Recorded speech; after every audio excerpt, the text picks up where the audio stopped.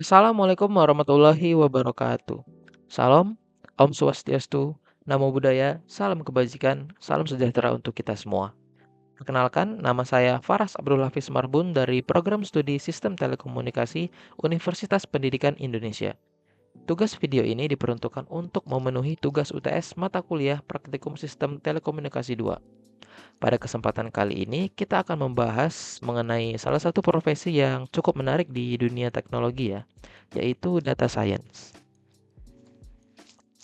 Jadi, data science itu merupakan bidang interdisipliner yang menggunakan metode ilmiah, proses, algoritma, dan sistem untuk mengekstrak pengetahuan dan wawasan dari data dalam berbagai bentuk, baik terstruktur maupun tidak terstruktur. Data science menggabungkan prinsip dari berbagai bidang seperti statistika, dan matematika, ilmu komputer, analisis data dan machine learning, serta basis data dan big data.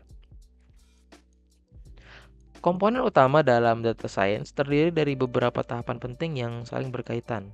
Pertama adalah pengumpulan data, yaitu proses mengumpulkan data dari berbagai sumber seperti database, sensor API, maupun file digital lainnya. Setelah terkumpul, dilakukan pembersihan data atau data cleaning untuk menyaring data yang tidak relevan, menghapus duplikasi, serta memperbaiki kesalahan atau inkonsistensi pada data. Selanjutnya, dilakukan eksplorasi data atau data exploration yang bertujuan untuk memahami struktur data, menemukan pola, serta mengidentifikasi tren melalui analisis statistik. Nah, tahap berikutnya adalah pemodelan atau modeling ya. Nah, yang dimana algoritma machine learning atau statistik digunakan untuk membangun model prediktif atau klasifikasi berdasarkan data yang telah dianalisis. Nah, kalau yang terakhir, hasil analisis dan model tersebut disajikan dalam bentuk visualisasi data atau data visualization seperti grafik, diagram, atau dashboard agar lebih mudah dipahami dan mendukung pengambilan keputusan yang berbasis data. Nah, contoh beberapa penerapan data science di kehidupan nyata yaitu contohnya seperti produk e-commerce kayak Tokopedia ataupun Shopee gitu. Terus untuk memperbaiki penyakit di dalam dunia medis misalkan dan juga sistem deteksi penipuan di perbankan gitu. Contohnya di Bank BRI. Yang dimana Bank BRI memiliki aplikasi online-nya yaitu BRI Mobile. Nah, adapun 3 aspek yang akan kita bahas dalam memahami data science lebih lanjut ya. Antara lain ada data preparation, data preprocessing, dan telco churn. Kita mulai dari data preparation dulu. Nah, jadi dalam setiap proyek analisis data atau machine learning, langkah pertama yang sangat penting adalah data preparation atau persiapan data. Bayangkan ketika kita ingin membangun rumah, kita tidak bisa langsung memasang bata tanpa adanya pondasi. Begitu juga dengan data. Kita tidak bisa langsung mengolah atau melatih model sebelum memastikan bahwa data yang kita punya sudah lengkap, bersih, dan bisa digunakan. Jadi, data preparation adalah proses awal yang mencakup pemahaman struktur data, mengetahui jenis-jenis fitur yang ada, serta melakukan eksplorasi awal untuk melihat apakah ada data yang kosong, tidak konsisten, atau bahkan outlier yang bisa mempengaruhi hasil analisis gitu. Nah, tujuannya sederhana namun krusial, menjamin bahwa data kita berada dalam kondisi terbaik sebelum masuk ke proses berikutnya. Saya akan menggunakan contoh file CSV dari penugasan mata kuliah Praktikum Sistem Telekomunikasi 2 untuk memberikan gambarannya. Nah, beberapa hal yang biasanya dilakukan dalam tahap ini meliputi kita misalkan kita ingin melihat dimensi dan tipe data dari sebuah file itu. Kita bisa menggunakan command df.info buka kurung tutup kurung atau df.shape buka kurung tutup kurung. Nah, df.info ini itu dia memberikan ringkasan struktur dataset, termasuk jumlah total baris, jumlah kolom, tipe data pada setiap kolom, serta jumlah nilai non-null pada setiap kolom gitu. Nah, kalau misal dari hasil yang ditampilkan di sini terlihat bahwa kolom seperti customer ID, gender, partner, dependence, internet service, Itu kontrak dan payment method itu bertipe objek yang berarti berisi data dalam bentuk string atau kategori. Sementara itu, kolom seperti senior citizen bertipe int64 yang menunjukkan bahwa data ini berupa bilangan bulat, dan kolom monthly charge serta total charge bertipe float 64 yang berarti data berupa angka desimal gitu. Nah, kemudian apabila kita ingin menampilkan ringkasan statistik, kita dapat menggunakan df.describe gitu. Nah, fungsi df.describe di sini digunakan untuk memberikan ringkasan statistik dari kolom-kolom numerik dalam dataset. Dari hasil yang ditampilkan dapat dilihat bahwa hanya 3 kolom yang dianalisis, yaitu senior citizen, tenure, dan monthly charge. Selain itu, dalam tahap ini dapat dilakukan untuk mengecek distribusi data menggunakan visualisasi seperti histogram atau pie chart. Terus, juga kita bisa menemukan pola umum dan anomali dalam dataset gitu. Nah, tahap ini juga menjadi waktu terbaik untuk mengenali variabel mana yang akan kita prediksi. Biasanya disebut sebagai target gitu, serta variabel-variabel penjelas yang bisa digunakan untuk memprediksi target tersebut. Jadi, intinya dengan memahami data secara menyeluruh sejak awal, kita bisa menghemat banyak waktu dan menghindari kesalahan di tahap analisis lanjutan. Yang kedua, yaitu data pre-processing. Setelah data berhasil kita siapkan dan dipahami dengan baik, langkah selanjutnya adalah masuk ke tahap data pre-processing. Ini bisa diibaratkan seperti proses menyaring, memotong, dan membersihkan bahan makanan sebelum dimasak. Supaya apa? Agar saat kita masak, hasilnya bisa matang, sempurna, dan lezat. Itu gambaran besar kasarnya ya. Nah, dalam konteks machine learning atau analisis data, pre-processing berarti membersihkan data dari hal-hal yang bisa mengganggu performa model. Misalnya, apakah nilai kosong atau missing value? Apakah ada nilai kosong atau missing values?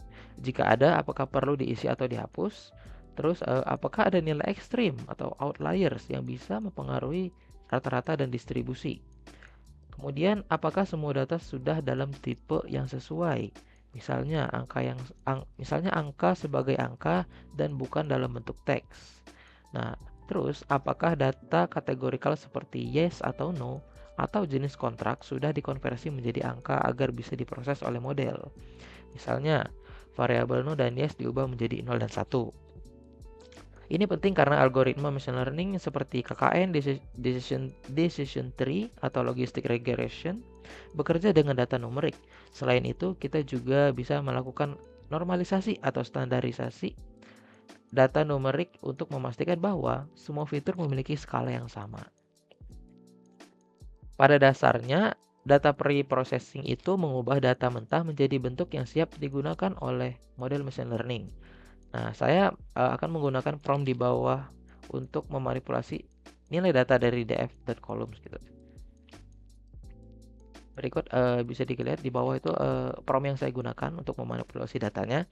Nah, pada tabel sebelah kiri menunjukkan data awal atau data mentah yang masih mengandung banyak nilai kategorikal seperti kolom gender, partner, dependence, dan phone service yang memiliki nilai berupa teks seperti male, female, yes, dan no gitu.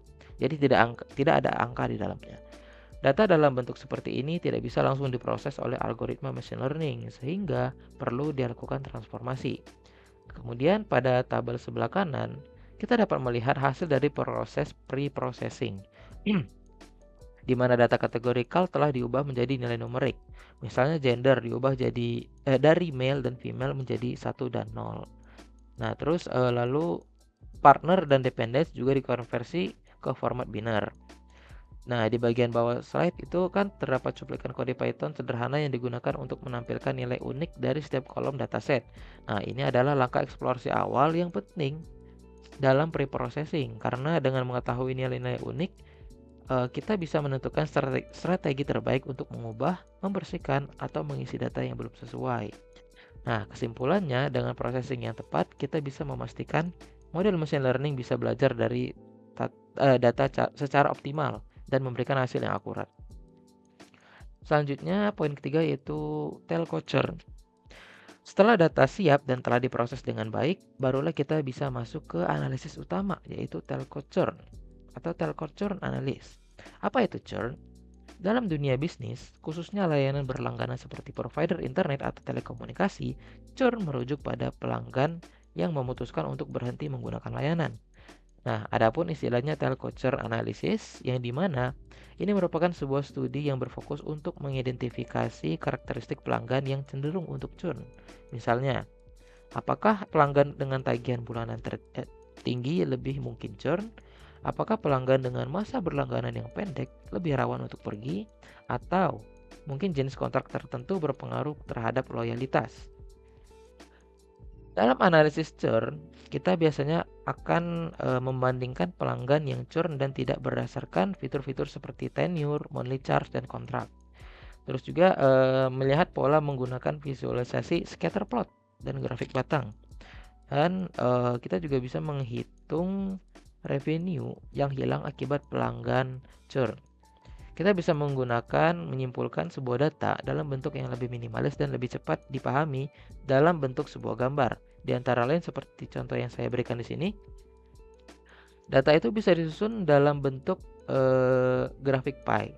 Kita bisa melihat bahwa sekitar 26,5% pelanggan churn, artinya mereka tidak lagi menggunakan layanan, sementara sisanya masih bertahan. Yaitu salah satu contohnya gitu. Sedangkan di sini saya menyontohkan 3 gambar gitu. Terus ada juga histogram. Nah, menunjukkan distribusi biaya bulanan kalau di sini yang dapat membantu kita melihat apakah ada korelasi antara biaya tinggi dan keputusan untuk churn. Kalau itu disebut histogram. Sedangkan yang terakhir yang paling kanan itu yang namanya bar chart ya. Nah, di sini dia membandingkan jumlah pelanggan churn berdasarkan jenis layanan internet yang digunakan, seperti DSL, fiber optik, atau no itu maksudnya tanpa layanan internet. Nah, dari ketiga analisis seperti ini sangat berguna untuk memahami pola perilaku pelanggan, mengevaluasi performa layanan, dan merancang strategi retensi agar perusahaan tidak kehilangan lebih banyak pelanggan seperti itu. Ini hanya salah satu tiga contoh yang saya dapat contohkan di sini. Mungkin ada beberapa cara lain yang kurang lebih sama seperti ini gitu dalam penyusunan data yang lebih simpel. Nah, jadi dapat kita simpulkan pada pembelajaran kali ini terdapat beberapa tahapan dan aspek yang harus dipahami oleh seseorang yang menempuh karir di bidang data science. Antara lain, data preparation yang artinya memahami dan menyiapkan data. Kemudian ada data preprocessing yang artinya membersihkan dan mengubah data menjadi bentuk siap model. Dan yang terakhir yaitu telco churn. Artinya menggunakan data tersebut untuk mencari wawasan dan membuat prediksi bisnis yang bermanfaat. Sekian yang dapat saya sampaikan untuk pembelajaran pada kali ini. Mohon maaf apabila terdapat kesalahan kata ataupun ucapan yang kurang berkenan di hati teman-teman. Terima kasih sudah menonton. Saya akhiri dengan wabillahi taufiq walhidayah. Wassalamualaikum warahmatullahi wabarakatuh.